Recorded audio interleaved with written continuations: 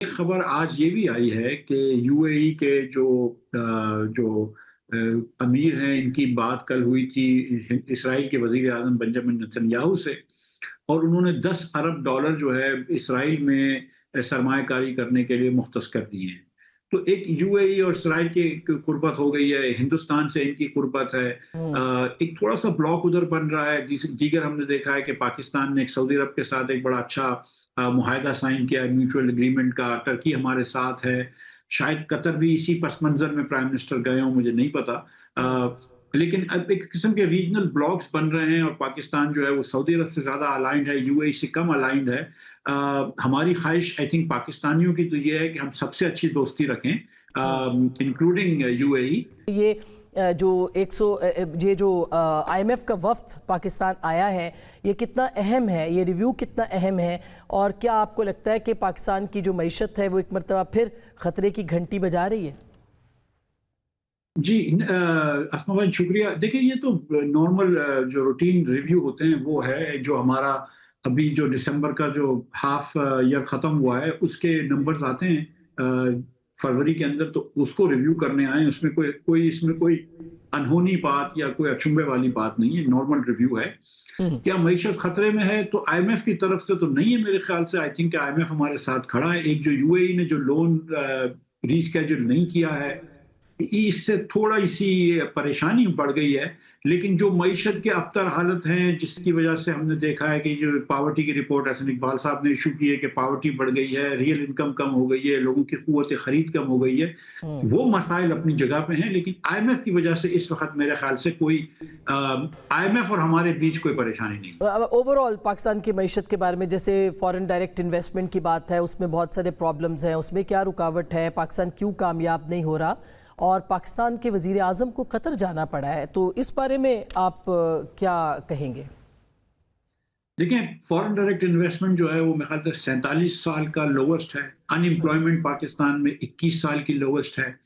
جو ابھی رپورٹ آئی ہے اس کے مطابق یہ پتہ چلا کہ 2014 سے 2024 کے درمیان اوسطاً پاکستانیوں کی آمدن جو ہے وہ کم ہو گئی ہے، اور قوت خرید اور قوت استعمال اور بھی کم ہو گئی ہے۔ تو یہ ایک بہت سنگین چارج شیٹ ہے، کسی ایک پارٹی پہ نہیں بلکہ ہماری گورننس پہ، کیونکہ 2014 سے لے کے اب تک کی یہ حالت ہے۔ تو اس کا بہت سارے لوگ اس میں حکومت میں آ چکے ہیں۔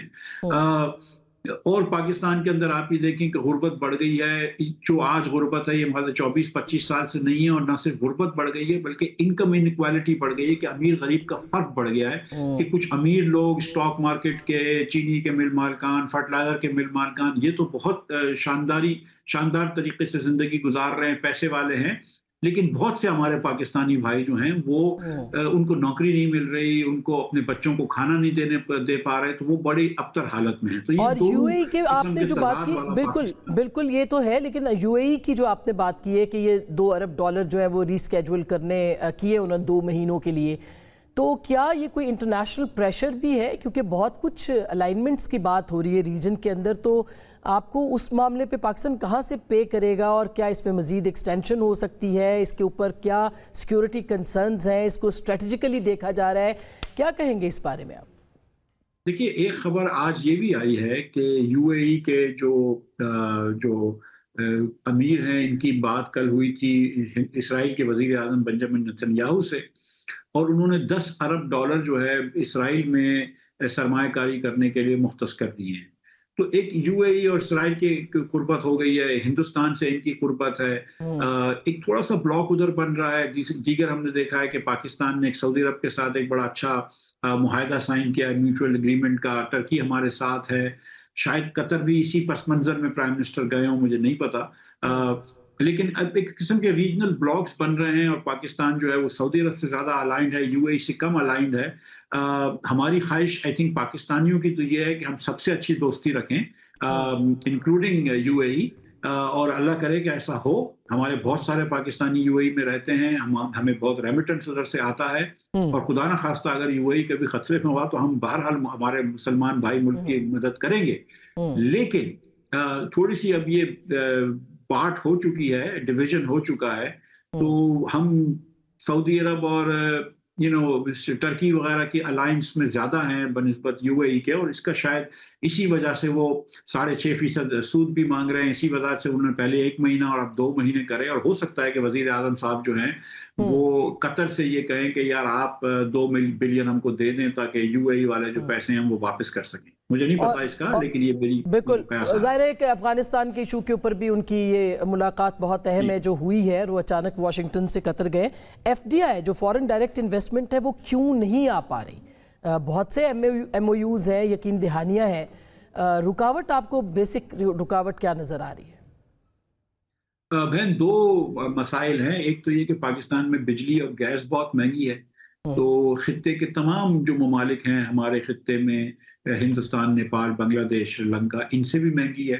اور جو ہمارے ممالک ہیں سمجھ لیجیے Vietnam, Cambodia, Malaysia, Thailand, Indonesia, ان سب سے بھی مہنگی ہے. تو اگر کوئی فورن انویسٹر انویسٹ کرنا سوچ رہا ہوتا ہے تو بولتا ہے یار ادھر ان ممالک میں بجلی بھی سستی ہے، گیس بھی سستی ہے، ورکرز بھی پڑھے لکھے ہیں، اکنامک انسرٹنٹی بھی نہیں ہے، پولیٹیکل انسرٹنٹی بھی نہیں ہے، اور پھر اس کے بعد ٹیکس ریٹس بھی کم ہے. ہمارے یہاں 61% گورنمنٹ کے اوپر، کارپوریشنز کے اوپر ٹیکس ہے. ہم کبھی کبھی جو ہے وہ ریمیٹنسز روک دیتے ہیں، پروفٹ بھیجنا روک دیتے ہیں.